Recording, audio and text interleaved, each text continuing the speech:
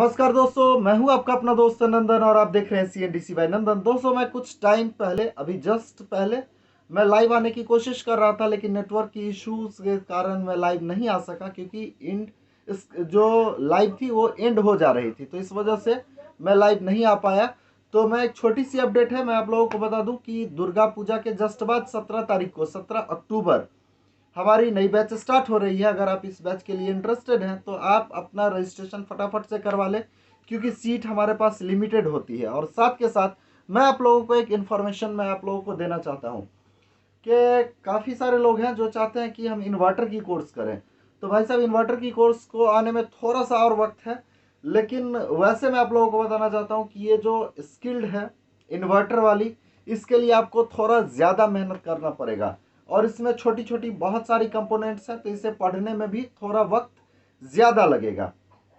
तो इस वजह से आप लोगों को बताना चाहता हूं कि अगर आप लोग इस कोर्स में इंटरेस्टेड हैं तो सबसे पहले आप स्टेबलाइजर रेफ्रिजरेटर को कंप्लीट करने के बाद कुछ पैसे पहले कमा लें, अर्न कर लें। उसके बाद आप इन्वर्टर के फील्ड में आकर आप इन्वर्टर की भी ट्रेनिंग हमसे कर सकते हैं बाद में आकर, ठीक है।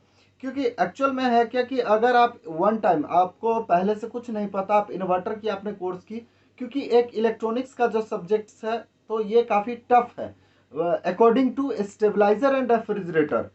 तो इस वजह से अगर आप ये सोच रहे हैं कि मैं तमाम चीज़ें एक साथ सीख लूंगा, तो भाई साहब मैं आपको बताता हूँ कि यहाँ पे कोई जादुई शरबत नहीं है जिसको पीने के बाद आप इकट्ठे से पूरे काम को काफ़ी अच्छी तरीके से मैनेज कर लेंगे। ये काफ़ी टफ होगा आपके लिए। तो स्किल्ड को स्टेप बाय स्टेप अगर आप बढ़ाते हैं तो आपके लिए बेटर होगा। जैसे हमारे पास स्टेबलाइजर एंड ट्रांसफार्मर के अंदर ट्रांसफार्मर की डिजाइनिंग सिखाई जाती है और साथ के साथ स्टेबलाइजर।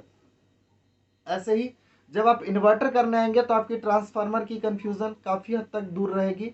उस काफ़ी हद तक क्या 100% दूर रहेगी। इसके बाद ओनली फॉर पीसीबी। तो पीसीबी यानी कि आप इलेक्ट्रॉनिक्स की ओर फोकस कर सकते हैं। ट्रांसफार्मर की कंप्लीट फंक्शन को समझते हुए आप पीसीबी का काम नेक्स्ट स्टेप में आप सीख सकते हैं। लेकिन फर्स्ट टाइम में अगर आप पीसीबी, ट्रांसफार्मर, रेफ्रिजरेटर तमाम चीज़ें अगर आपके दिमाग में डाली जाए तो मुझे लगता है कि थोड़ा सा मुश्किल है। हालांकि टैलेंटेड लोगों की कमी नहीं है और वो अपने टैलेंट के हिसाब से इन सारी चीज़ों को एक साथ भी मैनेज कर सकते हैं, लेकिन परसेंटेज काफ़ी कम है लोगों की जो एक साथ इन तमाम चीज़ों को मैनेज कर ले। तो स्टेप बाय स्टेप एक एक सीढ़ी चढ़े बेहतर रहेगा, अचानक से उछलने का कोई फायदा नहीं है। हालांकि काफ़ी सारे लोग हैं जिन्होंने एक साथ काफ़ी चीज़ों की ट्रेनिंग की है और ट्रेनिंग करने के बाद उनकी जो भी कंडीशन या फिर जो भी उनका फीडबैक है वो बेहतर जानते हैं। आप उनसे फीडबैक ले लें कि वो तमाम चीज़ों को एक साथ सीखने के बाद सारी चीज़ों को एक साथ मैनेज करके क्या कुछ कर पा रहे हैं। तो ये थोड़ा सा क्रिटिकल कंडीशन है। मैं आप लोगों को बताना चाहूँगा कि देखिए, एक जैसे एक इलेक्ट्रिकल से आप मामूली आईटीआई करते हैं तो उसके लिए भी आपको 2 साल का वक्त लगता है, ठीक है। तो कोर्स काफी लंबा चौड़ा होता है, उसे शॉर्ट टर्म में हम लोग आप लोगों को बताने की कोशिश करते हैं, सिखाने की कोशिश करते हैं काफी कम टाइम में, क्योंकि हम लोग टाइम थोड़ा सा ज्यादा लेते हैं और चीजों को आपके ब्रेन में डालने की कोशिश करते हैं। तो इसमें क्या होता है ना कि एक साथ में अगर आपको एक चीज बता दी जाए तो दिमाग में आ सकती है। फिर उसके साथ अगर कुछ ऐसे जैसे रेफ्रिजरेटर के कोर्स में बहुत ज्यादा कुछ नहीं है सीखने को, यानी कि अकॉर्डिंग टू स्टेबलाइजर रेफ्रिजरेटर आसान होता है।